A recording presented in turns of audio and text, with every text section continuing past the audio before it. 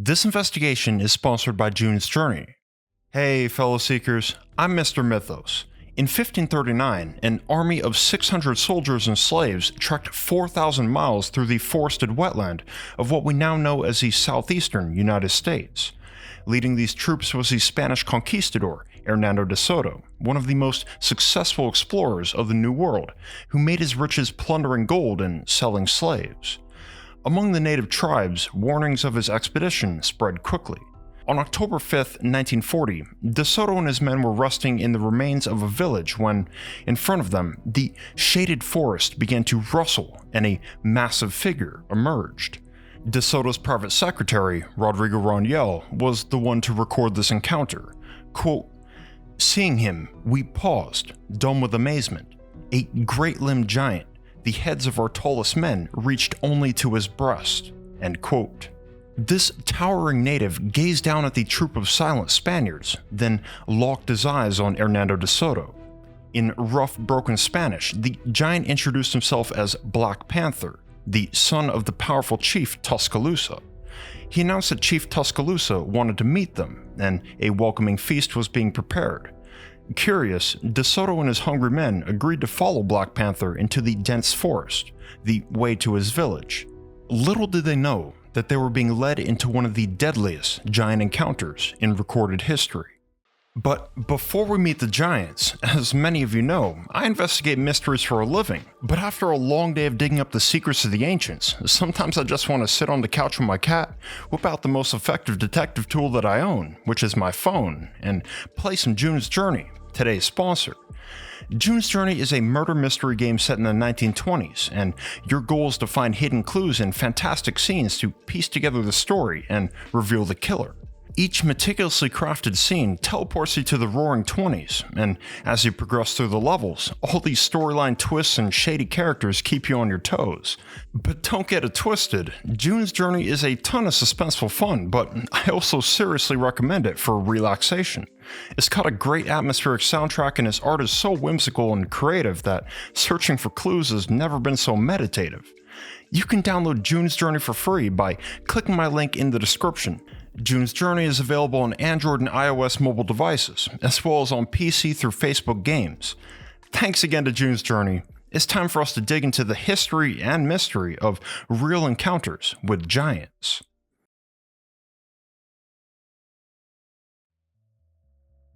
3 days had passed as Hernando de Soto and his army followed the indigenous giant who called himself Black Panther. Finally, they crossed through the edge of the thick forest into a sunlit clearing and laid their eyes on a large settlement guarded by towering barricades of heavy logs wrapped together with monstrous vines. They'd reached the domain of Chief Tuskaloosa, the tribal capital known as Magellan. And it wasn't so much of a village as it was a city. Black Panther guided them through the entrance.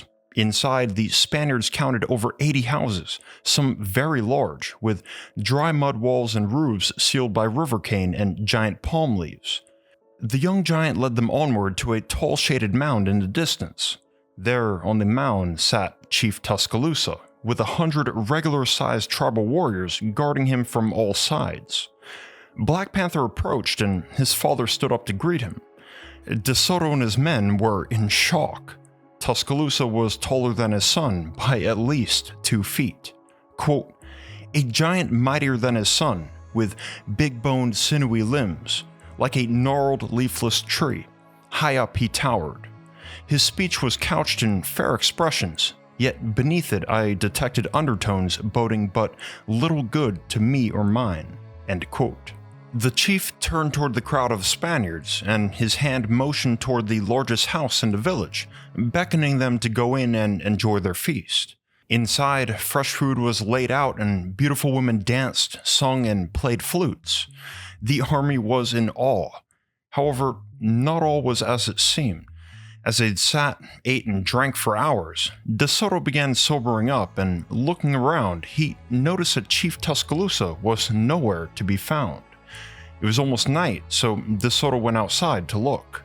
Meanwhile, inside the feast hall, Rodrigo Rangel writes, quote, "Old women with the children are all gone. I glanced above and saw unnumbered scowling faces peer from rifts and loopholes. I saw their crafty warriors slipping spears and bows and arrows under leaves of palm. I knew, though late, the deadly danger that encompassed us. The dancing and the singing ceased." End quote. Outside, Hernando de Soto spotted Chief Tuskaloosa at the entrance of the village. The grounds of the entire village had been cleared, and the giant was about to leave. This was an ambush. De Soto immediately cried out for his men to defend themselves. As they rushed out, a hail of arrows came down on them, slaughtering 200 of the conquistadors. The rest battled their way out and escaped. In the early morning, the survivors regrouped and plotted their revenge. They approached the village of Mobila and launched an assault on its barricade. They hacked away at the logs and eventually broke through and stormed the city. The conquistadors set fire to the buildings, killed over 2,500 tribespeople, and beheaded Tuscaloosa's son, Black Panther. It was a massacre. And at the end of this fierce 9-hour siege, which would become known to history as the Battle of Mobila, the entire tribal capital had burned to the ground. After searching the wreckage, however, Chief Tuscaloosa's body was not found among the dead. All assumed that Chief Tuscaloosa had escaped deep into the forest, so De Soto and his army spent the next several weeks searching for him. During that time, the Spaniards encountered many other gigantic man-made mounds, just like the one Tuscaloosa had sat on as a throne, but they never found Tuscaloosa. A few months later, Hernando de Soto caught a fever and died, and his body was dumped in the Mississippi River. The surviving conquistadors returned to Spain to deliver their official report that giants in America indeed existed, just as other expeditions and conquistadors before them had claimed. Many of the most well-known and influential explorers of the New World, the Americas, encountered giants and documented it. Some of these giants were hostile and ill-willed, while others were friendly and kind. Between tribes, they varied greatly in looks and culture. The only real difference from humans was their size. Christopher Columbus first reached the Americas in 1492, but he wasn't the one to first discover the giants there. That title goes to the Italian explorer Amerigo Vespucci, who the Americas are named after. Amerigo Vespucci made the first European contact with American giants in 1499, and much further south on the map than Hernando de Soto. This took place on the Caribbean island we know today as Curacao. In his journal, Vespucci writes, quote, "We landed to see if we could find fresh water. Going along the shore, we beheld very large footprints of men on the sand, and we judged if their other members were of corresponding size, that they must be very big men. We discovered a trail and set ourselves to walk on it 2 leagues and a half inland. We met a village of 12 houses in which we did not find anyone except 5 women, 2 old ones, and 3 girls so lofty in stature that we gazed at them in astonishment." End quote. Amerigo Vespucci did what early European explorers of the New World tended to do. He accepted drinks from his unexpected hosts and immediately began plotting with his men to kidnap these 3 girls, who were abnormally tall. However, their plan sizzled out when the men of the village returned. Quote, "When the men entered, some of our fellows were so frightened that at the moment they thought they were done for.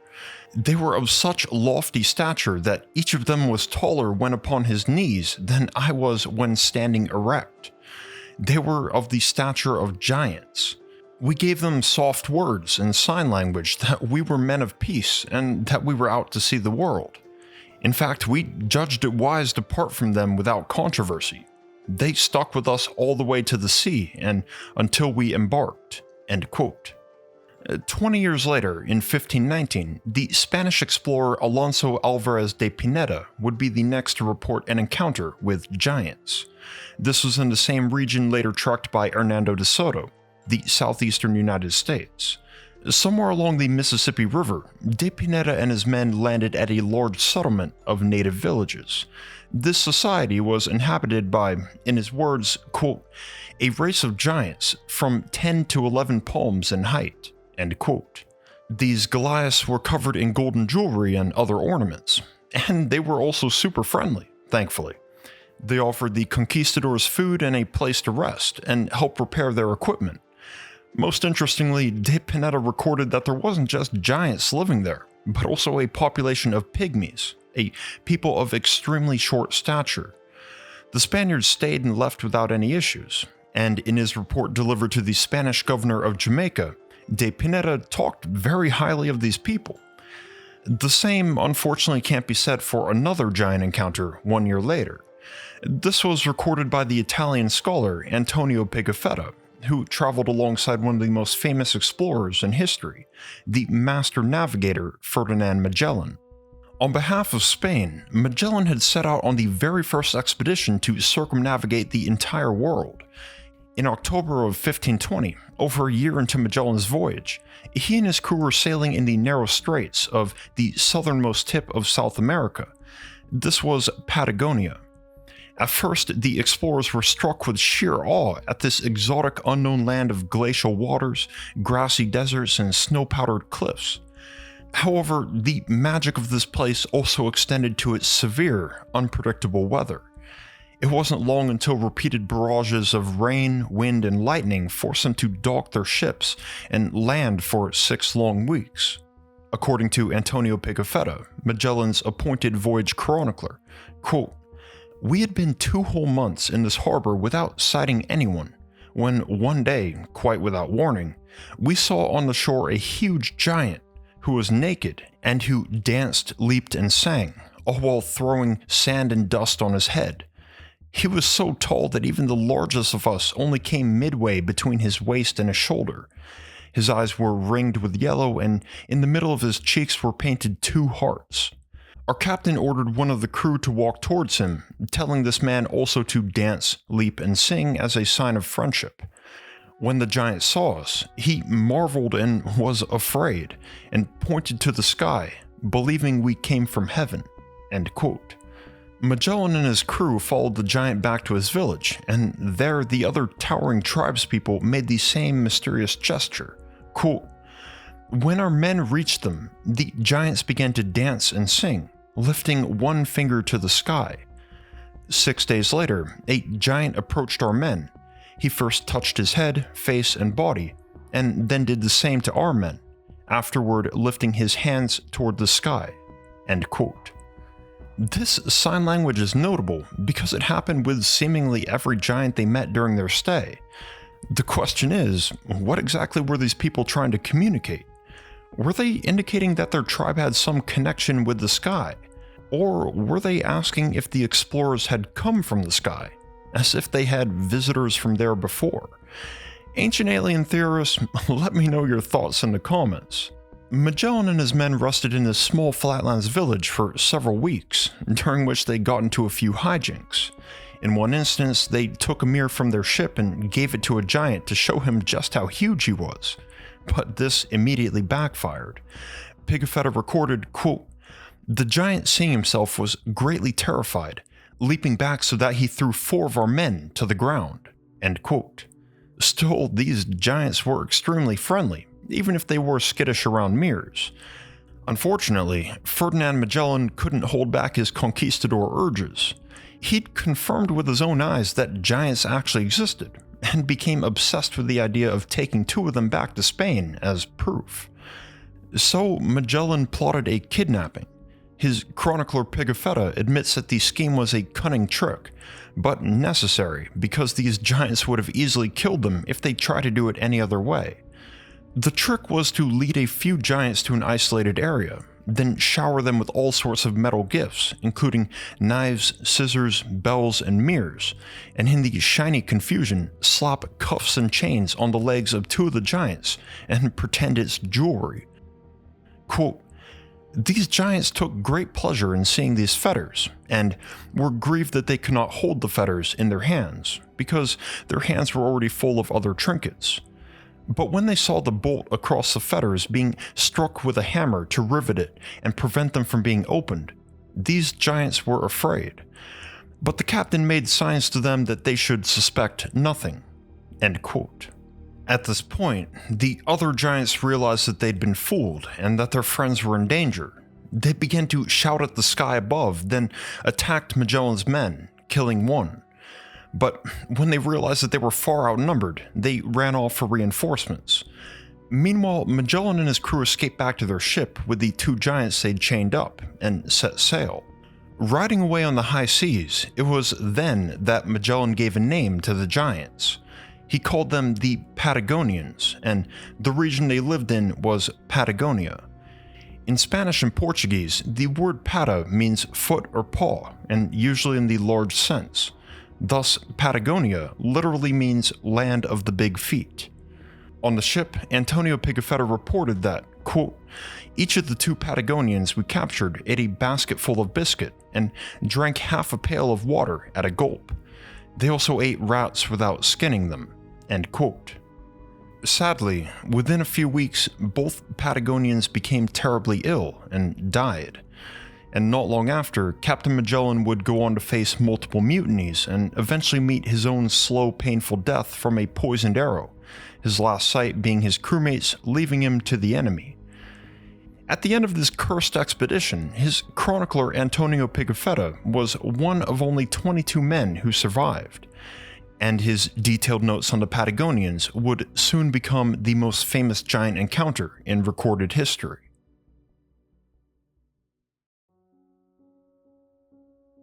These accounts from European explorers in the 1500s really make this mystery interesting, because we've confirmed many other discoveries of these same explorers as factual. Hernando de Soto was the first to discover the Mississippi River. Amerigo Vespucci was the first to realize that Brazil was part of a larger continent, which he called the New World. Alonso Alvarez de Pineda accurately mapped the Gulf of Mexico and much of the Gulf Coast of the United States, including what we know today as Texas.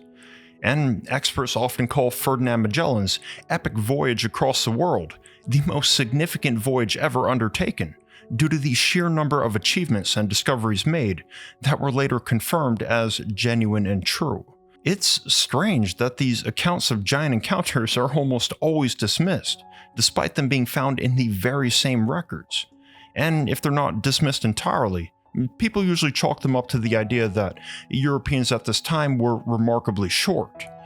It's true that skeletal analysis shows that the average height of Europeans in the 1500s was around 5.5 feet tall. But according to their records of the giants, that would still mean these giants stood between 8.5 to 11 feet tall. As far as we know, the tallest human in recorded history was Robert Wadlow, who stood at 8 feet and 11 inches due to an extremely rare medical condition.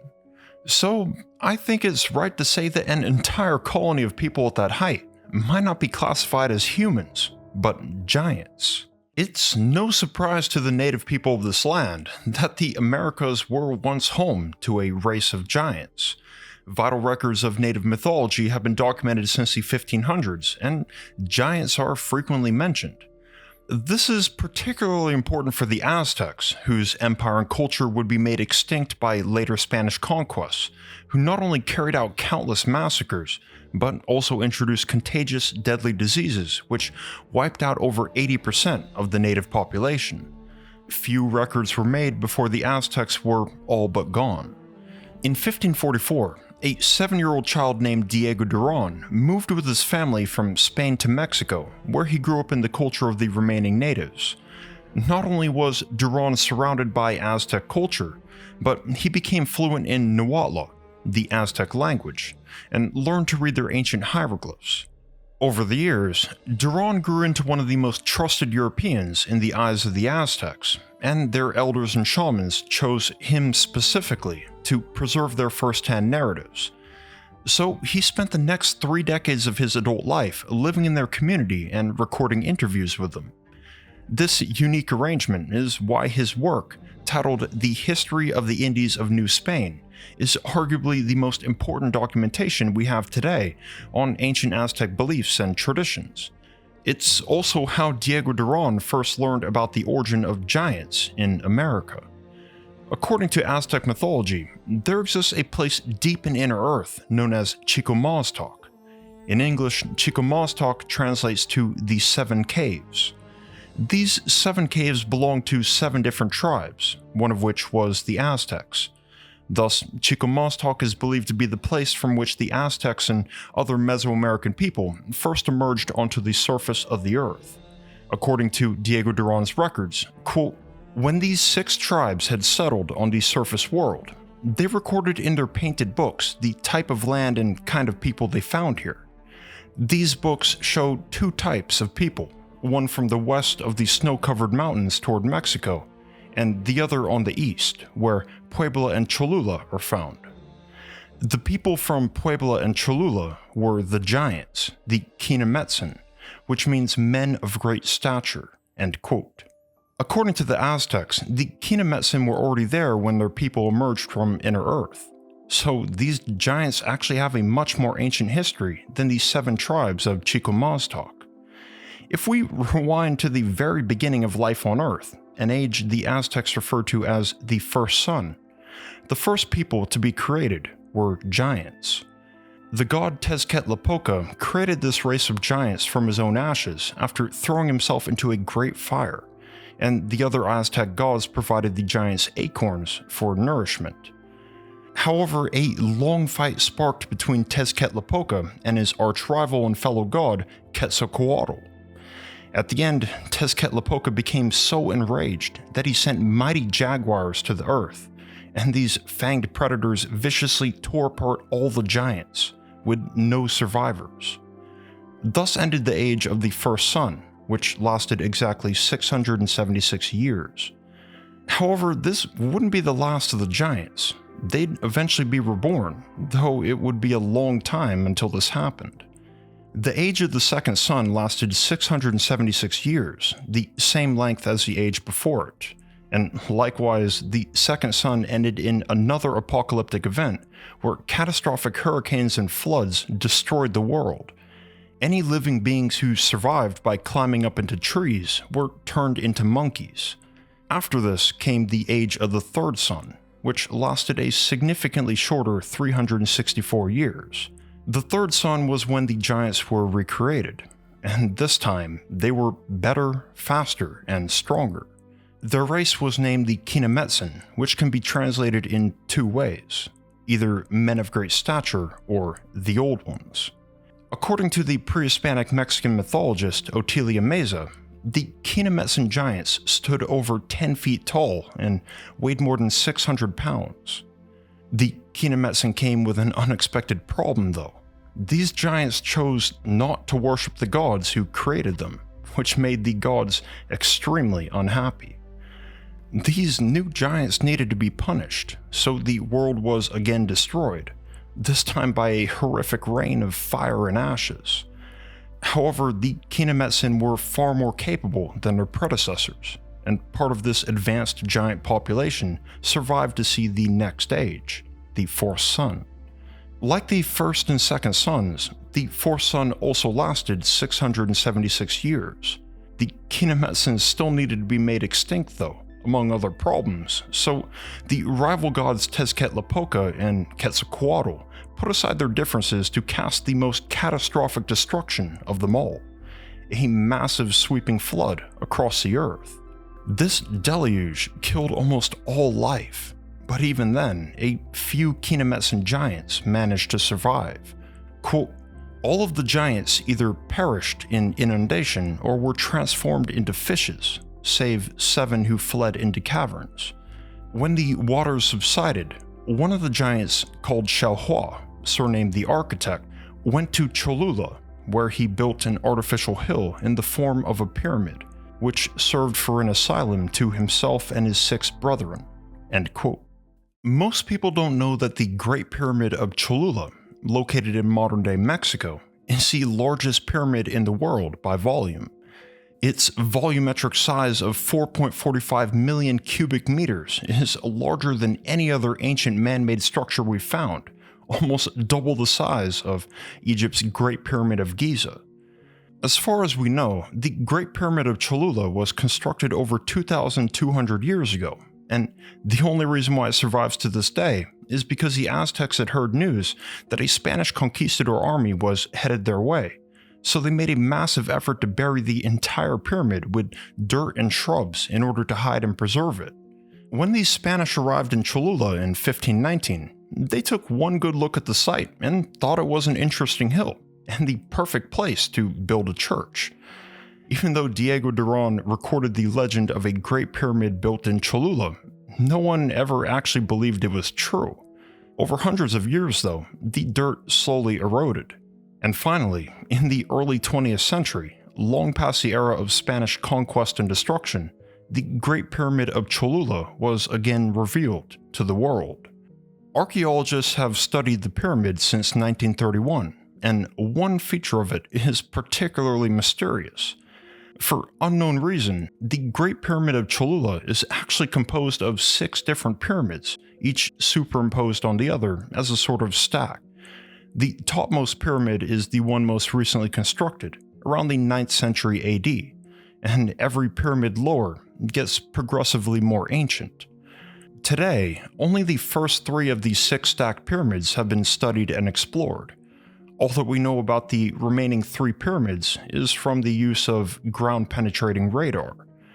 The radar did reveal something extremely interesting though. Directly beneath the Great Pyramid, and very deep underground, there exists a vast tunnel network. At least 5 miles of tunnels have been mapped, but archaeologists suspect that more tunnels lie even further below. While no one has any idea where they might lead or what they might connect to, this subterranean tunnel network certainly sounds in line with the Aztec myth that the giant architect Xiaohua emerged from inner earth to construct the original pyramid. In most records of Aztec mythology, the Great Pyramid of Cholula was built by Xiaohua as a sanctuary for the 7 surviving Kinametsan giants to forge a new era for their race. But some variations describe Xiaohua going beyond his original intentions, and continued building the pyramid upward as a way to reach the realm above the clouds, the heavens of the gods who tried to destroy his people. And this could help explain the stacked pyramids. At some point though, during this ambitious endeavor, the Great Pyramid became a bit too tall for comfort, and the gods realized that Xiaohua had to be stopped. Diego Duran recorded this ancient story, quote, "Irritated at the daring attempt of Xiaohua, the gods hurled fire on the pyramid. Numbers of workmen perished. The work was discontinued, and the monument was afterward dedicated to Quetzalcoatl." End quote. Many died. However, the giant architect Xiaohua and many of his brothers and sisters survived. And these Kinametsan giants went on to build over a dozen more monuments and great cities for their people, including the massive capital Tenochtitlan, which we'll actually return to soon because something very big happened there. But many centuries after the Kinametsan built these places, they'd face an enemy who'd cause the downfall of their great giant civilization. And these were humans. But not just any human. These were the 7 tribes of Chikomaztok who left Inner Earth, and in ancient times they drove the Kinametsan giants out of this land by force. According to Diego Duran's records, the war against the giants was waged between the 10th and 13th centuries AD, when the Aztecs, the last tribe to leave Chikomaztok, joined the other 6 tribes and entered the region we know today as Mexico. Diego Duran wrote, quote, "When the new nations came, the giants showed no resistance or anger, but rather awe. They fled toward the hills, hiding themselves there. The others were enraged at the coming of the invaders and tried to defend their land. The invaders fought with the giants until they killed them or drove them from the country." End quote. Though the giants had size and strength and fought tooth and nail for their homeland, the 7 tribes formed an alliance to outnumber the Kinametsan's already endangered population, and over 1,000 giants were killed. A surviving ancient manuscript known as the Codex Rios contains a remarkably graphic depiction of one of these giants, disemboweled and being roped and dragged into a fire by Aztec warriors. This illustration, which unfortunately I have to censor, was made by a native Aztec in the mid-1500s, based on these myths. Some of the Kinametsen threw themselves off of cliffs rather than facing torture or slaughter. Those who fled by foot were pursued relentlessly and exterminated. However, it was widely believed that some of the giants escaped to mountains, caves, islands, and other isolated locations. And rumor had it that a large population of surviving Kinametsen had migrated to the north, to what is now the regions of northern Mexico and the southern United States. This actually might explain the strange fact that the majority of giant encounters recorded by European explorers happened to take place in these regions. But generally speaking, the Aztecs believed that this war led to small Kinametsen populations migrating all across the Americas. So clearly, the Aztecs were not shy when it came to talking about giants as real history. But Diego Duran didn't just hear about it. Apparently, he himself encountered a giant in the flesh. Duran wrote, quote, "It cannot be denied that there have been giants in this country. I can affirm this as an eyewitness, for I have met men of monstrous stature here. I believe that there are many in Mexico who will remember, as do I, a giant Indian who appeared in the procession of the Feast of the Corpus Christi. He appeared dressed in yellow silk, and a halberd at his shoulder, and a helmet on his head. And he was all of 3 feet taller than the others." End quote. It appears that even though the Aztecs and giants used to be mortal enemies, over the centuries a select few giants were accepted as allies and subjects of the Aztec Empire. There are other credible eyewitness accounts similar to the one testified by Diego Duran. And this brings us to perhaps the most well-documented record of a giant encounter in Old America, which occurred in the Aztec capital city I mentioned before, Tenochtitlan. Located in the center of modern-day Mexico City, Tenochtitlan was the largest, richest, and most powerful city in Mesoamerica. It's estimated that its population was between 200 to 350,000 people, making it one of the world's largest cities at the time. And this city has a history with giants. According to Aztec mythology, Tenochtitlan was originally built by a giant named Tenoch, one of the 7 Kinametsen giants who survived the Great Flood. So perhaps it's fate that a giant would be the city's greatest hero and defender in its final days. In 1521, a massive siege was waged against Tenochtitlan. This was led by the Spanish conquistador Hernan Cortez, who'd become infamously known as the very man who conquered the Aztec Empire. And the siege of Tenochtitlan was the decisive event. During this brutal 75-day war, the Aztecs called upon their strongest warriors to protect their capital from the Spanish horde, and Hernan Cortez detailed one who posed a major threat in his report to Charles V, the King of Spain. Cortez wrote, quote, "The Aztecs had one formidable warrior of giant stature, called Zilicatzin, every stone he sent bringing down its target. He was made aim of all the Spanish archers and musketeers, his great stature making him easily distinguishable. But they could never defeat him." End quote. Today, Zilicatzin is often referred to as the Goliath of the Aztecs. According to details given by multiple witnesses, Zilicatzin stood well over 10 feet tall. Remembered as one of the Aztec Empire's 3 greatest heroes, his weapon of choice were giant boulders, which he hurled at the Spanish invaders. Zilicatzin crushed and killed so many of Cortez's men that the Spanish army immediately marked him as enemy number 1. This battle between the Spanish and Zilicatzin is special because it's widely considered to be the most well-documented and credible giant encounter in history. And the reason is because there are detailed records of him, made not only by the Spanish, but also by the Aztecs themselves. The following is an account from an Aztec elder who survived the battle, translated from the Aztec language, Nahuatl. Quote, "The great captain Zilicatzin arrived, bringing with him 3 great huge stones of the kind used for building walls. He carried one of them on his hand, and the other 2 hung from his shield. He hurled these stones at the Spaniards. He scorned his enemies, Spaniards as well as Indians. They all shook with terror at the mere sight of him. When the Spaniards found out how dangerous he was, they tried desperately to kill him. They attacked him with their swords and spears, fired at him with their crossbows, and tried every other means they could think of to kill or cripple him." End quote. From most of the reports, it's indicated that bullets and arrows had very little effect on Zilikatzin. He continued to hold back the Spanish invaders for weeks on end. He even went on to taunt and intimidate them by fighting without armor or head protection, and decorating himself with brightly colored feathers, polished shell necklaces, and gold-lipped pendants. In the end, the Spanish never directly defeated Zilikatzin. However, they did win the war with another strategy.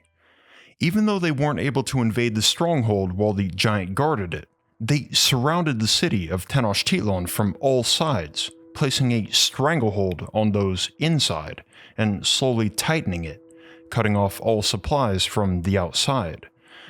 Soon, the Aztecs began to face a famine so serious that they turned to eating leather, wood, and bricks.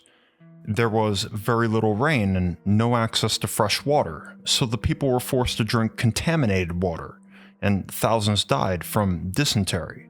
And to make things a true hell, the entire city was ravaged by smallpox, one of the most contagious diseases known to history.